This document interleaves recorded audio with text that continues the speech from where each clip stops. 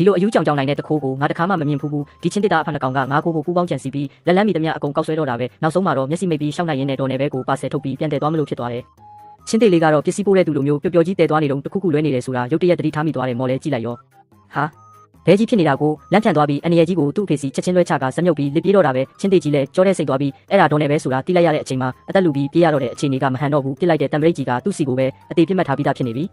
ချင်းတေကြီးကဘလို့ပဲကိုလိန်ပြီးရှောင်းအဲ့ဒီတံပရိတ်ကြီးကလိုက်ဖမ်းတဲ့စနစ်ပါနေတာအဲ့ဒီအချိန်မှာပဲသူ့သားကဘေးကနေဖြတ်ပြေးသွားတာနဲ့ကွက်တီပဲချင်းတေကြီးလည်းအရှက်မရှိပဲတံပရိတ်ကြီးကိုသူ့သားစီလမ်းကြောင်းလွှဲပေးလိုက်တယ်တကယ်ကိုအပြန်လန်ချစ်ကြတဲ့သားအဖတွေပါပဲအခုတော့အပြေးပြိုင်ပွဲဖြစ်သွားပြီးနေတဲ့ကောင်ခံရမှာပဲနောက်ဆုံးတော့ချင်းတေကြီးကသူ့သားကိုမကြော်နိုင်ပဲတံပရိတ်ကြီးအထိခံလိုက်ရတယ်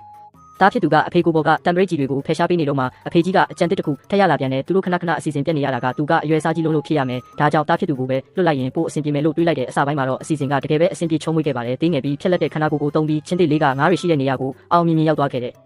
ဒါပေမဲ့ထွက်ပြေးတဲ့အချိန်မှာတော့အမိခံလိုက်ရတယ်ချင်းတေလေးကိုဘယ်သူမှမမြင်ရရင်တော့မှတင်နေတဲ့ငါးကြီးကသူ့အလိုလိုလှုပ်ရှားပြီးရွေ့နေတာကတော့တိတာလုံးလို့တန်တရားဖြစ်စရာပဲလေဒေါ်နယ်ဘဲကချင်းတေလေးကိုချက်ချင်းပဲဖမ်းမိသွားပြီးကောင်းကြီးပညာပေးလိုက်တော့တယ်အုတ်တုတ်ခံလိုက်ရပြီးနောက်မှာတော့ချင်းတေလေးကစိတ်တိုနဲ့သူ့ဖေကိုအော်ဟစ်ပြီးဒါတွေအားလုံးကအဖေကြောင့်ဆိုပြီးအပြစ်တင်တော့တာပဲအပြစ်တင်စကားတွေကိုကြားတော့ချင်းတေကြီးကရှက်စိတ်လဲတိုးပြီးသူ့သားကိုရေပုံနဲ့ဆွဲထည့်လိုက်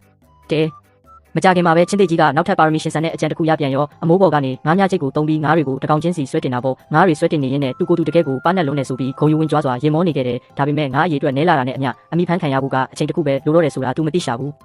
ဒီတခိုးကလုံးဝမလောက်သားလောက်မရှိသေးတာကိုမြင်တော့ဒေါ်နယ်ဘဲကလက်ဆောင်လေးတစ်ခုပြင်ဆင်လိုက်တယ်ဒီတစ်ခါတော့ချင်းတေကြီးကငါးကြီးတစ်ကောင်မိပြီးအမှတ်နဲ့ဆွဲတင်လိုက်တာတကယ်တမ်းကျတော့တနက်အကြီးစားကြီးဖြစ်နေခဲ့တယ်ငါကိုအချိန်ကြာရှုံးပြီးတဲ့နောက်မှာတော့နောက်ဆုံးမှာချင်းတေကြီးဟာအရေးချင်းတစ်ခုကိုတက်မြောက်သွားခဲ့တယ်အဲ့ဒါကတော့သူ့ရဲ့အမီးကိုတုံးပြီးငါးများတာပဲငါးတေးသေးလေးတွေပဲမိပေမဲ့လည်းအနည်းဆုံးတော့ငါးရတာကိုနောက်ဆုံးမှာမြေးစမ်းခွင့်ရသွားတာပေါ့